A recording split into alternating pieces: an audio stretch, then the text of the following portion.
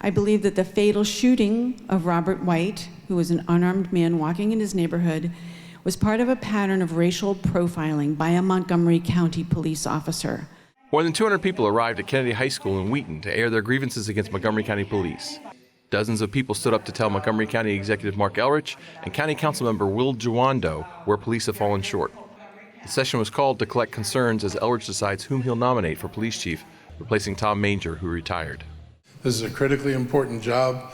This is not the kind of job you can afford to make mistakes. And air in the police department is not like the ride-on bus running late.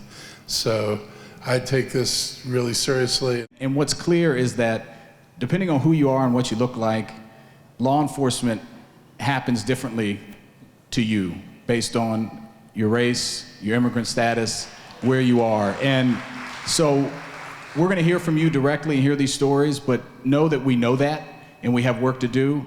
Two events were fresh on people's minds. The first was the Robert White killing, when an unarmed African-American man was shot and killed by a police officer.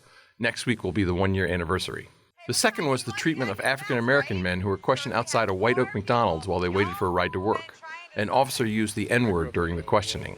I believe that the use of the N-word by a female officer in addressing 3 youth at McDonald's who were waiting for a carpool to go to work was another example of racial profiling and verbal and racial abuse. That officer, I hope, is not on my payroll. I am a taxpayer. I want her off my streets and off my payroll immediately. No matter what you believe, crime is big business. The more crime we have, the more jails we need, the more officers we need. You will not make $1 off of my child's back, not one. I am disrupting the school-to-prison pipeline today. We don't need another jailer.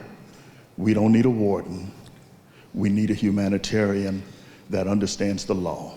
After the forum, Jawando and Elrich weighed in with their impressions. It's kind of the tale of two cities. You have some that think things are fine, and then you have people of color and immigrant communities and others who have not had great experiences. And so I think it was good to hear from folks about their specific cases, but also what they want to see proactively looking forward, that it wasn't just focused on the past, but acknowledging soberly that we have some work to do.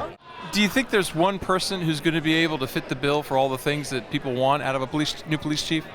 I think one person's going to have to fit the bill.